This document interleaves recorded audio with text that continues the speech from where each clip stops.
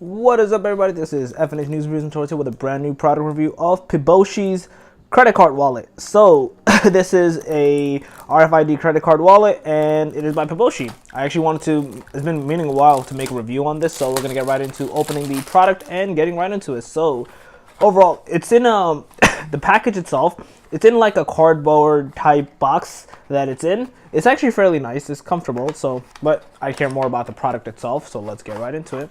So this is the first impression and design, as you can see, off the product itself. It actually looks fairly nice, fairly sleek. Overall, I do like how the design looks. It's like leather, the touch to it. I'm assuming this is like a key. Is this like a keychain holder? I believe so. You can see it has the company name and logo on it as well.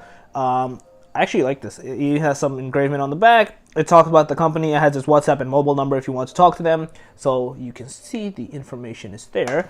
But the wallet itself, as you can see, this is like a credit card clip wallet where you can put some money in as well.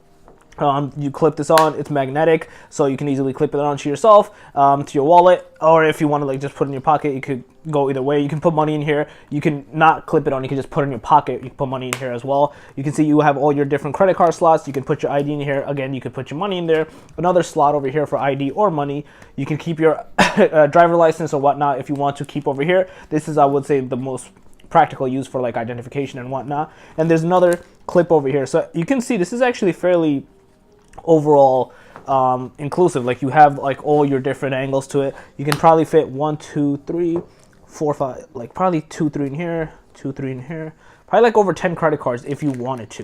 You could probably fit over 10, which is actually really good. Like someone like me personally, I have over like I actually do have over 10 credit cards, and I have like different IDs. I have also business cards and whatnot. So someone like me, this would actually work, because I don't keep a lot of money on me.